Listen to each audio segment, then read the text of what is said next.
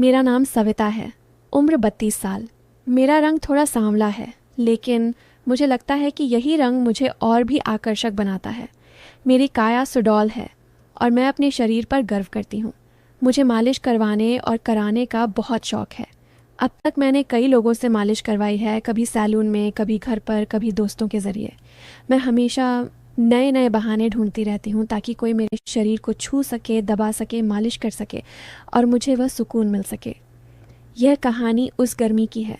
गर्मी की छुट्टियाँ शुरू हो चुकी थीं और मैंने ठान लिया कि मैं तैराकी सीखूंगी। मेरे घर से ज़्यादा दूर नहीं एक बड़ा स्टेडियम है। वहाँ क्रिकेट, बैडमिंटन जैसे कई खेल होते हैं और वहीं एक बड़ा स्विमिंग पूल भी है। मुझे पता था कि वहाँ तैराकी की क्लासेस भी चलती हैं। मुझे तैराकी सीखने की असल ज़रूरत नहीं थी, लेकिन पूल का पानी, वहाँ का माहौल और सबसे ज़रूरी वहाँ के कोच और सदस्य सब कुछ देखने की इच्छा थी। एक शाम 5 बजे मैं स्टेडियम की ओर निकली। मैंने सादा सफ़ेद टी शर्ट और जीन्स पहनी थी, लेकिन टी शर्ट जानबूझकर टाइट और गहरी नेक वाली चुनी थी। चलते वक्त रास्ते में लोग मेरी ओर बार बार देखते। मुझे यह अच्छा लगता है। मुझे पता है कि मेरा शरीर कितना आकर्षक है और मैं इसे दिखाने में कभी संकोच नहीं करती। स्टेडियम पहुंचते ही अंदर शांति थी। पूल के पास एक ऑफिस था। मैं वहां गई। अंदर एक आदमी बैठे थे, उम्र लगभग 50 साल, लेकिन शरीर मजबूत, चेहरे पर मुस्कान। उन्होंने मुझे देखते ही उठकर स्वागत किया। नमस्ते, क्या मदद करूं? उन्होंने पूछा। मैंने कहा कि मैं तैराकी क्लास ज्वाइन करना चाहती हूँ। बातों बातों में पता चला कि वही मुख्य कोच हैं, नाम रामेश्वर, लेकिन सब उन्हें रामेश्वर सर कहते हैं। दूसरा कोच है सुरेश, असिस्टेंट कोच। फीस के बारे में बात हुई। फीस बहुत कम थी, महीने के सिर्फ 800 रुपये। मैं तुरंत तैयार हो गई। मैंने पूछा, सर क्लास किस समय होती है? उन्होंने कहा, शाम को 5 बजे लेडीज़ बैच है, सुबह मिक्स्ड बैच होता है। मैंने फिर पूछा, वर्तमान लेडीज़ बैच में कितनी महिलाएं आती हैं? वे मुस्कुराए और बोले, अभी सिर्फ 2 महिलाएं आती हैं, लेकिन वे रेगुलर नहीं हैं, कभी आती हैं कभी नहीं। यह सुनकर मुझे मन ही मन खुशी हुई। कम लोग मतलब ज़्यादा ध्यान, ज़्यादा मदद और ज़्यादा सुकून। मैंने तुरंत फ़ीस भरी और घर लौट आई। लौटते वक्त रास्ते में एक स्पोर्ट्स शॉप दिखा। मैं अंदर गई और एक स्विमिंग कॉस्ट्यूम खरीदा, काले रंग का 2 पीस। ऊपरी हिस्सा पतला सा, निचला हिस्सा हाई कट। घर आकर मैंने उसे पहन कर देखा। Perfect fitting. मुझे बहुत पसंद आया। अगले दिन शाम को मैं निर्धारित समय पर स्टेडियम पहुंची। मैं पहले से ही स्विमिंग कॉस्ट्यूम पहनकर आई थी, ऊपर सिर्फ एक पतला शर्ट डाला था। बैग रखी और शर्ट उतारकर बाहर आई। अंदर सिर्फ 2 लोग बैठे थे, रामेश्वर सर और सुरेश। दोनों की उम्र 50 के आसपास। मैंने उन्हें नमस्ते कहा। मैंने पूछा, सर आज कोई नहीं आया? रामेश्वर सर मुस्कुराए और बोले, नहीं सविता, वे 2 महिलाएं तो रेगुलर आती ही नहीं, आज सिर्फ तुम हो, चलो चेंज करके आओ। मैं मुस्कुराई और बोली, सर मैं पहले से ही पहन कर आई हूँ। बैग रखकर मैं पूल के किनारे आई। जैसे ही मैं बाहर निकली, दोनों की नज़रें मेरे शरीर पर जम गईं। मेरा सांवला रंग, टाइट कॉस्ट्यूम, वे दोनों कुछ पल के लिए स्तब्ध से हो गए। रामेश्वर सर ने गला खंखार कर कहा, चलो पूल में आओ, पहले पैर चलाना सीखो। मैं पानी में उतरी। पानी ठंडा और सुहाना था। मैंने पैर चलाने की कोशिश की, लेकिन शरीर पानी पर तैर नहीं रहा था। मैंने बहुत कोशिश की, लेकिन हो नहीं पाया। रामेश्वर सर पानी में उतरे। उन्होंने मुझे पीछे से पकड़ा, एक हाथ पेट पर, दूसरा जांघ पर। ऐसे करो, पैर ऐसे घुमाओ, पिघम, वे बोले। उनका हाथ मेरे पेट पर से धीरे धीरे ऊपर सरका। मैंने कुछ नहीं कहा, बल्कि थोड़ा और झुक गई ताकि उनका हाथ अच्छे से लगे। सुरेश बाहर से देख रहा था। उसकी आंखों में एक अलग चमक थी। कई दिन ऐसे ही चलता रहा। रोज़ मैं आती और वे 2 महिलाएं कभी नहीं आती। मतलब हर बार सिर्फ मैं अकेली। रामेश्वर सर और सुरेश दोनों मिलकर मुझे सिखाते, लेकिन सिखाने से ज़्यादा उनके हाथ मेरे शरीर पर घूमते। कभी पेट पर, कभी जांघ पर, कभी छाती के पास हल्का स्पर्श। मैं कभी विरोध नहीं करती, बल्कि जानबूझकर ऐसी हरकतें करती कि उनका हाथ अच्छे से लगे। एक दिन मैं पूल में प्रैक्टिस कर रही थी। मैंने छलांग लगाई और पैर चला रही थी। रामेश्वर सर मुझे पकड़कर मदद कर रहे थे। उनका हाथ मेरी जांघ पर गया। मैं मुस्कुराई और कुछ नहीं बोली। सुरेश ने देखा और वह भी पानी में उतर आया। अब दोनों मिलकर मुझे सिखा रहे थे, एक पीछे से एक आगे से। मेरी छाती पानी में हिल रही थी और उनके हाथ उसे सहारा दे रहे थे। कुछ दिनों बाद मैं जानबूझकर चेंजिंग रूम में कपड़े बदलने लगी। पहले मैं बाहर ही बदलती थी, लेकिन अब रूम में जाती, दरवाज़ा थोड़ा खुला छोड़ती, धीरे धीरे कॉस्ट्यूम उतारती, छाती को बाहर निकालती, हाथ से सहलाती। मुझे पता था कि वे दोनों बाहर से देख रहे हैं। रूम की दीवार में एक छोटा सा छेद था, उसमें से वे आंखें लगाकर देखते। मुझे उनके सांसों की आवाज़ आती। एक दिन मैं बाथरूम गई, तब मैंने देखा कि वे दोनों चेंजिंग रूम की ओर आंखें गड़ाए खड़े हैं। मैं मुस्कुराई और चुपचाप वापस आ गई। उन्हें पता नहीं चला कि मैंने उन्हें देख लिया है। उसके बाद मैं रोज़ उस रूम में बदलने लगी, कभी बिना अंदरूनी कपड़ों के, कभी हल्के कपड़ों में, कभी पूरी तरह खुलकर। एक दिन क्लास ख़त्म होने के बाद मैंने कहा कि मुझे थोड़ी चोट लगी है। रामेश्वर सर बोले, चलो ऑफिस में आओ, मैं तेल लगाकर मालिश कर दूंगा। मेरे मन में खुशी हुई। ऑफिस में गई। उन्होंने मुझे टेबल पर लेटने को कहा, तेल निकाला और मेरी पीठ पर लगाने लगे, धीरे धीरे, हाथ नीचे सर के जांघों पर। फिर उन्होंने मुझे पलट दिया। अब मेरी छाती सामने थी। उन्होंने तेल लगाया और ज़ोर से दबाने लगे। मैंने नाटक किया, सर आप ये क्या कर रहे हैं, ये ठीक नहीं है, लेकिन मैंने शरीर आगे कर दिया। वे मुस्कुराए और बोले, ये तो मालिश है, आराम मिलेगा। फिर सुरेश भी अंदर आ गया। अब दोनों मिलकर मालिश करने लगे। मैंने उन्हें रोकने की कोशिश की, उन्हें समझाया कि ऐसा नहीं करना चाहिए, लेकिन अंदर से मुझे सुकून मिल रहा था। फिर भी मैंने सभ्य रहने का दिखावा किया और उन्हें रोका। मुझे उनका इरादा पहले से पता था, लेकिन अपना इरादा मैं उन्हें समझने नहीं देना चाहती थी। ऐसा महीनों चलता रहा। अब मुझे पैर चलाना अच्छे से आने लगा था। रामेश्वर सर के हाथों से पकड़े रहने पर मेरा शरीर पानी पर तैरने लगा। उनका एक हाथ मेरे पेट पर था, दूसरा जांघ पर। उनके गर्म हाथ मेरी सांवली त्वचा को छू रहे थे और मुझे एक अलग तरह की सिहरन हो रही थी। सुरेश बाहर से देख रहा था, उसकी आंखों में लालच दिख रहा था। रामेश्वर सर बोले, सविता ऐसे ही करो, रोज़ ऐसी प्रैक्टिस की तो जल्दी सीख जाओगी। मैं मुस्कुराई और हामी भरी। मन में सोचा, यह प्रैक्टिस मुझे कहाँ ले जाएगी। उस दिन से रोज़ शाम 5 बजे मैं स्टेडियम आने लगी। वे 2 महिलाएं कभी रेगुलर नहीं आईं, कभी एक आती, कभी दूसरी, लेकिन ज़्यादातर समय मैं अकेली ही होती। रामेश्वर सर और सुरेश दोनों मिलकर मुझे सिखाते, लेकिन सिखाने से ज़्यादा उनके हाथ मेरे शरीर पर घूमते। कभी पैर चलाते वक्त जांघ से ऊपर हाथ सरक जाता, कभी पेट से छाती के नीचे रुक जाता। मैं कभी विरोध नहीं करती, बल्कि जानबूझकर ऐसी हरकतें करती कि उनका हाथ अच्छे से लगे। मेरी छाती स्विमिंग कॉस्ट्यूम में हिलती और वे दोनों टकटकी बांध कर देखते। कई दिन ऐसे ही बीते।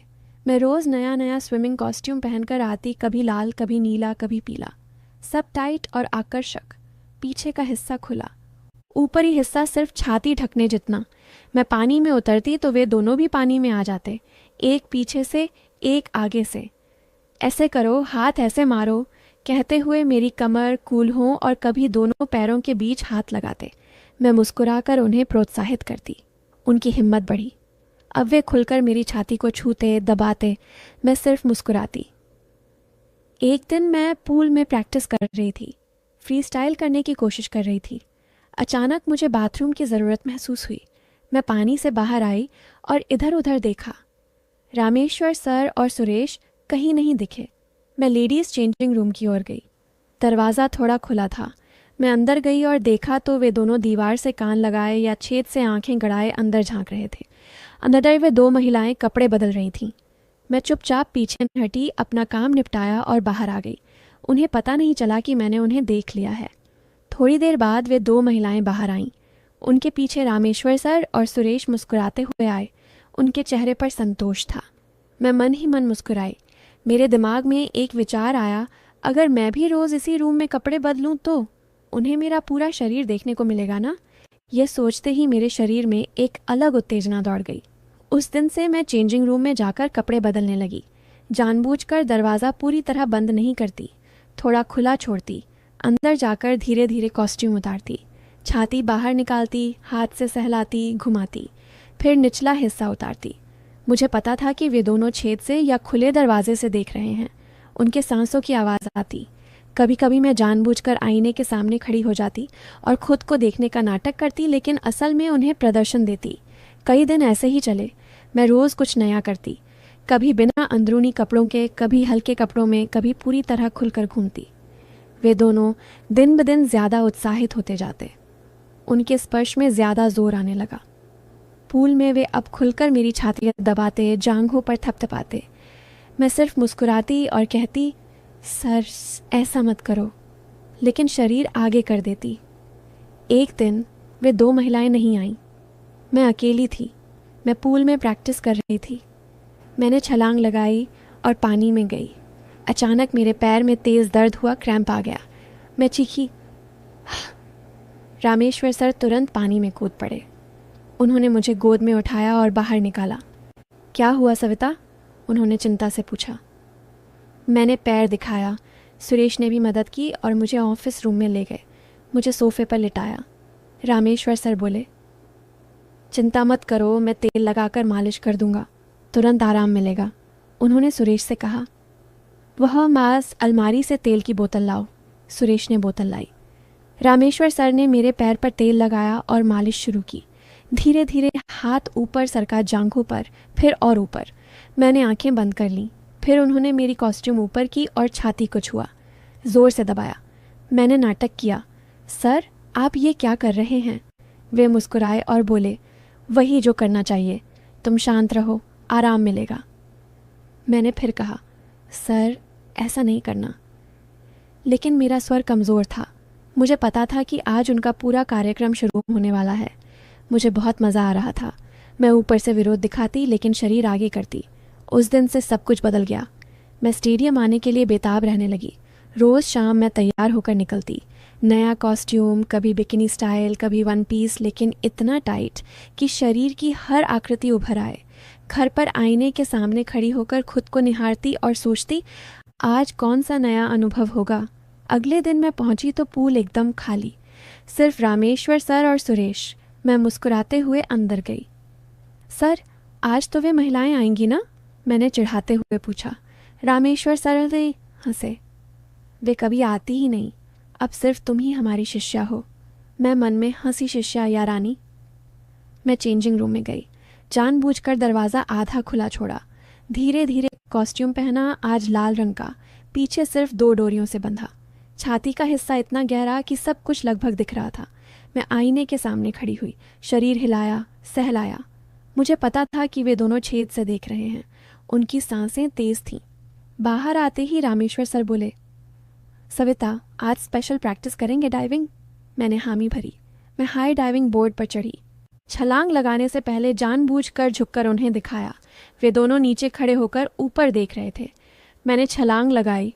पानी से बाहर आते ही वे दोनों पानी में उतर आए। चलो आज अंडर वाटर ब्रीदिंग सिखाते हैं, रामेश्वर सर बोले। पानी में उन्होंने मुझे बाहों में लिया और गहराई में ले गए। पानी के नीचे उनके हाथ मेरी छाती पर थे। मैंने आंखें बंद कर लीं। पानी के नीचे ही उन्होंने मेरी कॉस्ट्यूम की डोरियां खोल दीं। मेरी छाती पानी में तैरने लगी। वे दोनों मिलकर उसे सहलाने लगे। मैं पानी के नीचे ही आनंद में थी। बाहर आकर मैं हंसते हुए बोली, सर आप क्या सिखा रहे हैं? वे हंसे। यही तो असली तैराकी है। उस दिन पूल में लगभग 1 घंटा उन्होंने मुझे पूरा सुकून दिया। कभी पानी में, कभी पूल के किनारे बैठाकर, कभी बोर्ड पर लिटाकर। मुझे इतना आनंद मिला कि मैं थक गई। तीसरे दिन मैं आई तो रामेश्वर सर बोले, सविता आज हमारा एक दोस्त आएगा। स्टेडियम का मेंटेनेंस इंचार्ज है वेंकटेश, वह भी अच्छा तैराक है। मेरे मन में खुशी हुई। मैं हंसी और बोली, ठीक है सर, ज़्यादा लोग होंगे तो मज़ा आएगा। वे दोनों एक दूसरे की ओर देखकर हंसे। वेंकटेश आया, उम्र 52 से 53, शरीर मजबूत, आंखों में भूख। मैंने उसे देखते ही समझ लिया कि वह भी वैसा ही है। मैंने जानबूझकर उसके सामने झुककर अपना आकर्षण दिखाया। क्लास शुरू हुई। अब 3 लोग मिलकर मुझे सिखा रहे थे। वेंकटेश पीछे से पकड़ता, रामेश्वर सर आगे से, सुरेश बाजू में। पानी में उनके 6 हाथ मेरे शरीर पर घूमते। मैं आनंद में चीखती। क्लास खत्म होने के बाद वे बोले, चलो आज स्पेशल मालिश। मैं ऑफिस में गई। तीनों पीछे पीछे। अंदर जाकर दरवाज़ा बंद किया। व्यंकटेश ने पहली बार मेरी छाती को छुआ और पागल सा हो गया। रामेश्वर सर ने तेल निकाला। अब तीनों मिलकर मुझे पूरी तरह सहलाने लगे। एक छाती दबाता, एक दूसरी ओर हाथ फिराता। फिर उन्होंने मुझे अलग अलग स्थिति में लिया। उस दिन तीनों ने मिलकर मुझे इतना सुकून दिया कि मैं बेहोश सी हो गई। अब रोज़ नया दोस्त आने लगा। चौथा दोस्त डॉक्टर देशपांडे, रामेश्वर सर का पुराना मित्र। वह कहता, सविता तेरे शरीर की जांच करता हूँ, और फिर डॉक्टरी बहाने से हर जगह हाथ फिराता। पांचवा एक व्यवसायी नाम महेश, वह महंगा तेल और लोशन लाता और स्पेशल मालिश करता।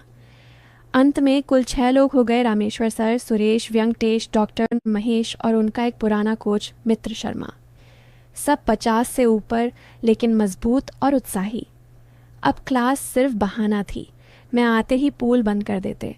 फिर पूल में, ऑफिस में, चेंजिंग रूम में, कभी रात को स्टेडियम बंद होने के बाद लाइट बंद करके अलग अलग जगहों पर सब मिलकर मुझे सुकून देते।